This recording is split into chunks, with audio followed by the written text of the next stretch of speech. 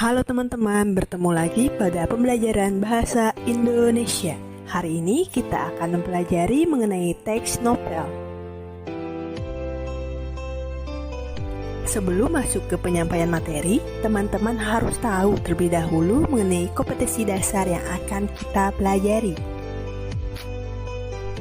Adapun kompetensi dasar yang akan kita pelajari adalah 3.9 yakni menganalisis isi dan kebahasaan novel, dan 4.9 yakni merancang novel atau novelet dengan memperhatikan isi dan kebahasaan, baik secara lisan maupun tulis.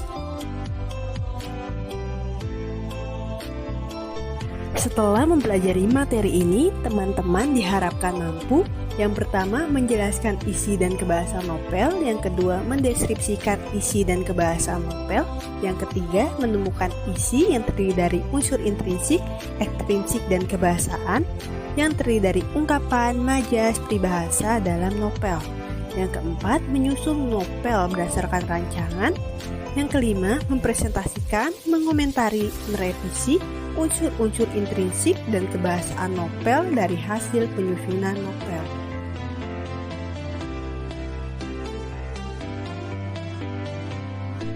Teman-teman pasti sudah tidak asing lagi dengan yang namanya novel. Sebagian dari kalian pasti sudah sering membacanya. Menurut Nurgiantoro pada tahun 2013 halaman 10, novel merupakan karya fiksi yang menawarkan sebuah dunia yang berisi model kehidupan yang diidealkan, dunia imajiner yang dibangun oleh unsur intrinsiknya. Adapun menurut Sumaryanto pada tahun 2019 halaman 39, novel merupakan sebuah cerita prosa yang menceritakan tentang kejadian luar biasa sehingga melahirkan suatu konflik yang akhirnya mengubah nasib para pelakunya. Novel memiliki 6 struktur penting yang membuatnya menjadi sebuah cerita yang utuh. Adapun struktur novel adalah sebagai berikut. 1. Abstrak merupakan bagian yang berisi ringkasan cerita untuk selanjutnya dikembangkan menjadi cerita yang utuh. 2. Orientasi merupakan bagian awal dalam sebuah cerita yang berisi pengenalan tokoh, latar, dan yang lainnya. 3. Komplikasi merupakan bagian di mana permasalahan mulai muncul dalam sebuah cerita. 4. Evaluasi merupakan puncak dari sebuah permasalahan yang ada dalam sebuah cerita. 5. Resolusi merupakan bagian di mana permasalahan yang dialami oleh tokoh mulai mereda karena adanya solusi atas permasalahan yang dihadapi. 6. Koda merupakan penutup atau akhir dalam sebuah cerita. Biasanya pengarang menyampaikan pesan kepada pembaca di bagian koda. Setelah mempelajari pengertian novel dan struktur novel, teman-teman perlu mengetahui bahwa novel memiliki sebuah unsur pembangun. Menurut Nurgiantoro pada tahun 2013 halaman 29, unsur pembangun novel terdiri dari dua, yakni unsur intrinsik dan unsur ekstrinsik. Kedua unsur yang terdapat dalam novel tersebut saling memengaruhi satu sama lain. Apa teman-teman tahu apa yang dimaksud dengan unsur intrinsik dan ekstrinsik?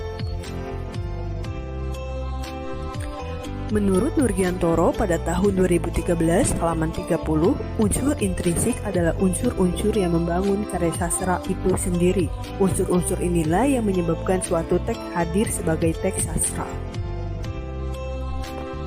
Menurut Nurgiantoro pada tahun 2013 halaman 30, unsur ekstrinsik adalah unsur-unsur yang berada di luar teks sastra tetapi secara tidak langsung memengaruhi bangun atau sistem organisme teks sastra. Unsur intrinsik dalam sebuah novel terbagi menjadi beberapa bagian. Yang pertama, tema. Menurut Stanton dan Kenny dalam Nurgiantoro pada tahun 2013 halaman 114, tema adalah makna yang terkandung dalam sebuah cerita. Adapun menurut Baldich dalam Nurgiantoro pada tahun 2013 halaman 115, tema adalah gagasan abstrak utama yang terdapat dalam sebuah karya sastra atau yang secara berulang-ulang dimunculkan baik secara eksplisit maupun implisit lewat pengulangan motif.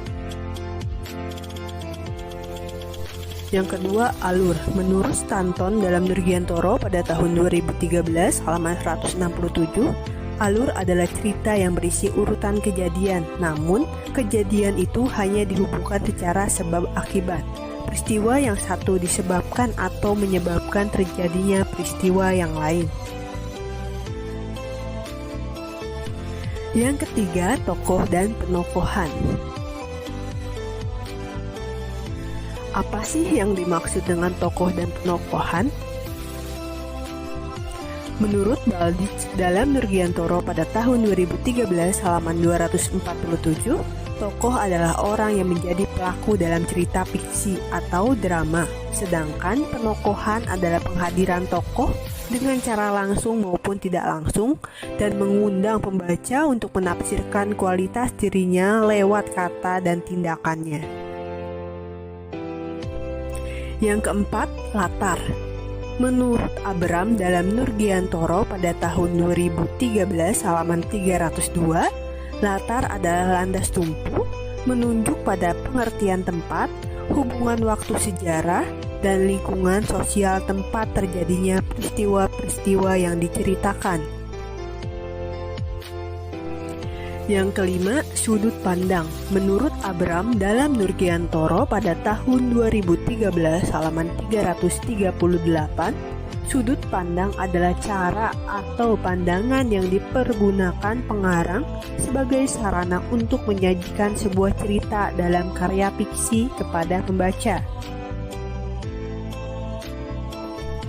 Yang keenam, gaya bahasa. Menurut Kerap pada tahun 2013 halaman 113, gaya bahasa merupakan sarana yang sengaja maupun tidak sengaja ditulis oleh pengarang untuk mengekspresikan karyanya.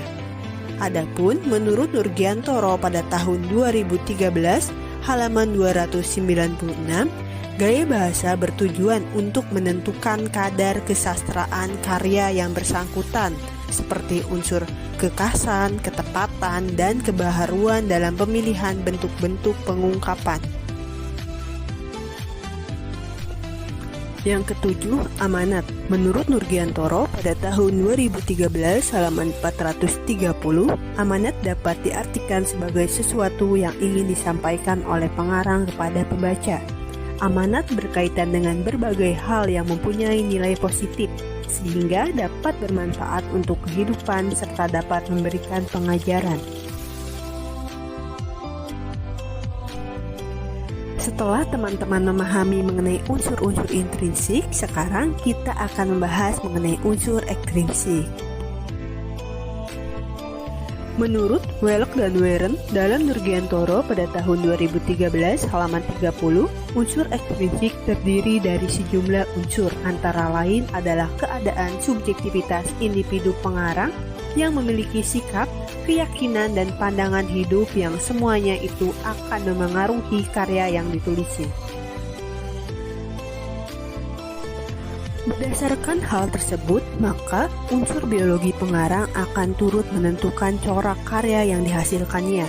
Unsur ekstrinsik berikutnya adalah psikologi, baik yang berupa psikologi pengarang yang mencangkup proses kreatifnya, psikologi pembaca, maupun penerapan prinsip psikologi dalam karya. Keadaan di lingkungan pengarang seperti ekonomi, politik, dan sosial juga akan berpengaruh terhadap karya sastra yang dihasilkan. Agar memudahkan teman-teman memahami tentang unsur intrinsik dalam sebuah novel, silahkan baca dan pahami penggalan cerita dalam novel Bumi Ayu karya Restiana Purwaningrum berikut ini. Hanya sekitar 30 menit, ketenangan itu membiusnya. Bangun dari pingsannya, ia kembali menjadi inai yang semula. Seolah 30 menit tak sadarkan diri cukup memberinya energi untuk kembali melawan. Di tempat kejadian, para warga yang masih menolak memberikan tanah dan rumahnya terus melawan dengan cara apapun. Meski berbagai cara yang dilakukan pun akan terasa mustahil dapat menghentikan orang-orang utusan perusahaan Bintang Utara. Terlebih, mereka dibantu oleh aparat setempat. Menjelang petang, keributan yang telah menggemparkan seisi bayan berhenti. Seolah takut pada kegelapan, orang-orang utusan perusahaan beserta aparat yang sejak tadi pagi bekerja kembali ke markasnya. Sebagian masyarakat Bayan memenuhi tenda yang dibuat oleh warga karena mereka enggan dan belum sudi pindah ke rumah petak yang disediakan. Ada juga yang memenuhi pelataran-pelataran rumah ibadah, sekolah, dan tempat umum lainnya kecuali kantor polisi dan tentara. Kehidupan di Bayan seketika berubah dalam sehari. Kami yang dulunya adalah pemilik tanah, kini bagaikan pengungsi di tanah sendiri. Purwaningrum, tahun 2019, halaman 33-34.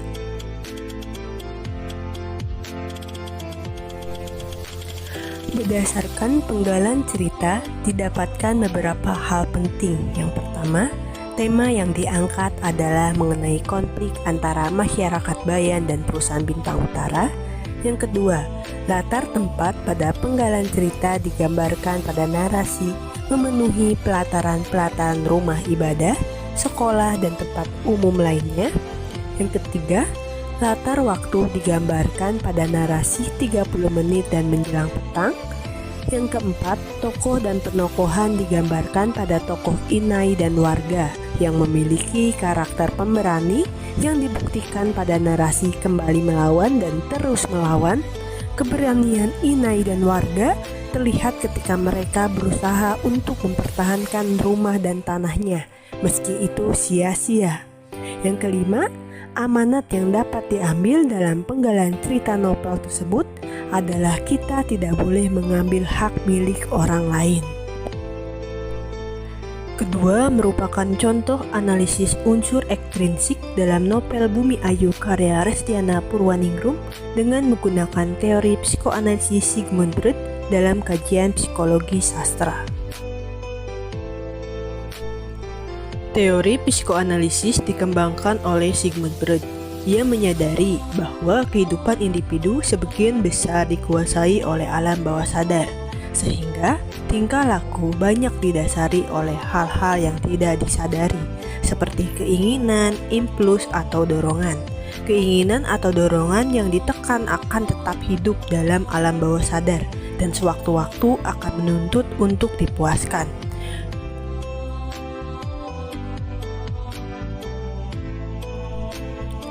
Sigmund Freud membagi struktur kepribadian menjadi 3, yakni ID, ego, dan superego.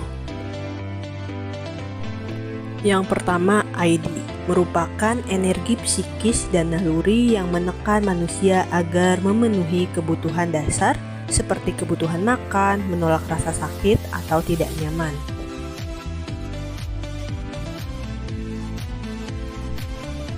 Yang kedua, ego merupakan aspek kepribadian yang muncul karena adanya kebutuhan individu untuk menyelesaikan tugasnya yang berhubungan dengan realitas, seperti penalaran, pengambilan keputusan, dan kemampuan menyelesaikan masalah. Yang ketiga, superego merupakan aspek kepribadian yang mengacu pada nilai baik atau buruk karena berhubungan dengan moralitas. Berikut merupakan contoh dari analisis unsur ekstrinsik dalam novel Bumi Ayu karya Restiana Purwaningrum.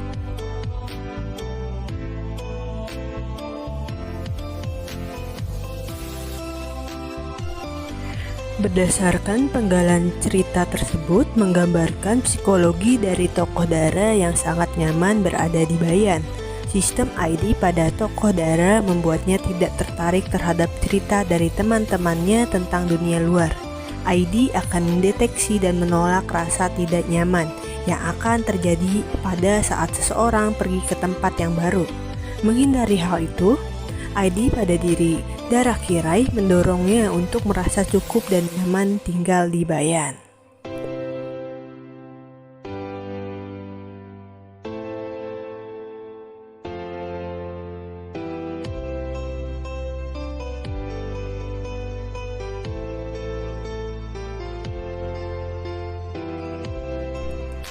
Pada penggalan cerita tersebut menggambarkan psikologi tokoh Bian Borneo yang memiliki watak tegas. Bian secara tegas mengusir Obed dan memperingatkannya untuk tidak membututi aktivitas yang dilakukan oleh LSM. Sistem ego pada tokoh Bian mendorongnya untuk mengambil sikap atas segala keributan yang telah dibuat oleh Obed yang mengganggu penghuni sekre.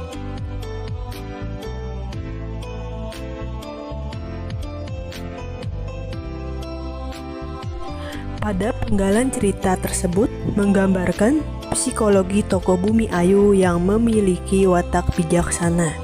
Sistem superego dalam tokoh Bumi membuatnya berpikir secara terbuka dan dewasa atas permasalahan yang sedang mereka hadapi.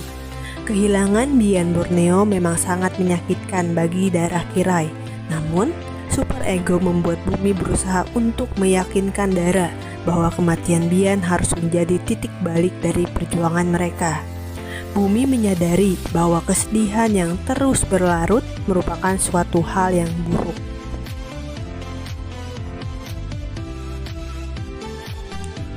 Materi selanjutnya yang akan kita pelajari adalah unsur-unsur kebahasaan dalam novel. Apa saja sih unsur kebahasaan yang terdapat dalam novel? Yang pertama ada majas. Menurut Nurgiantoro pada tahun 2013 halaman 398, pemajasan merupakan teknik pengungkapan bahasa, penggaya bahasaan yang maknanya tidak menunjuk pada makna harfiah kata-kata yang mendukungnya, melainkan pada makna tambahan atau makna yang tersirat. Adapun menurut Tarigan dalam Triningsih pada tahun 2018 halaman 34, majas merupakan bentuk retorik, yaitu penggunaan kata-kata dalam berbicara atau menulis untuk meyakinkan dan memengaruhi penyimak serta pembacanya. Yang kedua, ungkapan. Ungkapan merupakan bagian dari peribahasa yang diartikan sebagai kelompok kata yang memiliki makna kias. Ungkapan digunakan untuk menyatakan maksud dengan arti kiasan. Yang ketiga, peribahasa. Menurut Purwadarminta dalam Triningsih pada tahun 2018 halaman 47, peribahasa adalah kalimat atau kelompok kata yang tetap susunannya dan biasa mengiaskan suatu maksud tertentu. Peribahasa juga sering diartikan sebagai ungkapan yang berisi perbandingan, perumpamaan, nasihat, prinsip hidup, atau aturan tentang tingkah laku. Untuk membantu teman-teman dalam memahami unsur kebahasaan dalam novel, maka silahkan simak contoh kebahasaan dalam novel Bumi Ayu karya Restiana Purwaningrum berikut ini.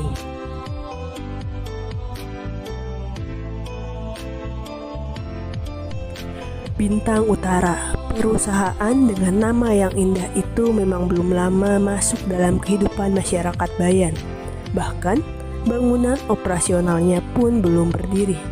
Namun, dalam waktu yang singkat itu, Bintang Utara telah mengusik Bayan yang damai, mengubahnya menjadi ladang konflik tak berkesudahan. Purwaningrum pada tahun 2019 halaman 28. Berdasarkan kutipan tersebut, maka terdapat majas ironi yang tergambar pada saat tokoh memuji perusahaan Bintang Utara dengan pernyataan Bintang Utara dengan nama perusahaan yang indah. Namun, di akhir kalimat tokoh menyebut bahwa perusahaan Bintang Utara membawa pengaruh buruk dan menjadi penyebab segala konflik yang terjadi di Bayan. Oleh karena itu, kutipan tersebut memiliki majas ironi. Sinar matahari yang tadi pagi malu-malu, kini terasa menyengat dan semakin membuat gerah. Purwaningrum pada tahun 2019 halaman 188. Berdasarkan kutipan tersebut menjelaskan adanya majas personifikasi. Majas personifikasi terdapat pada kata malu-malu. Sikap malu-malu tentu hanya dimiliki oleh makhluk hidup, sedangkan matahari merupakan benda mati yang tidak akan memiliki perasaan. Namun, dalam pernyataan tersebut dilekatkan sifat makhluk hidup, sehingga dapat dikatakan sebagai majas personifikasi. Kini Obed sudah bekerja di perusahaan dan menjadi kaki tangan Thomas Purwaningrum pada tahun 2019 halaman 113. Berdasarkan kutipan tersebut, kaki tangan merupakan sebuah ungkapan yang memiliki makna kias yang berarti orang kepercayaan atau orang yang dipercaya. Untuk mengetahui pemahaman teman-teman mengenai materi yang telah dibahas, maka silahkan kerjakan latihan berikut. Yang pertama, analisis unsur intrinsik dan ekstrinsik yang terdapat dalam sebuah novel. Yang kedua, analisis unsur kebahasaan pada novel yang telah dipilih. Yang ketiga, buatlah rancangan novel berdasarkan hasil analisis yang telah dilakukan atau sesuai dengan imajinasimu.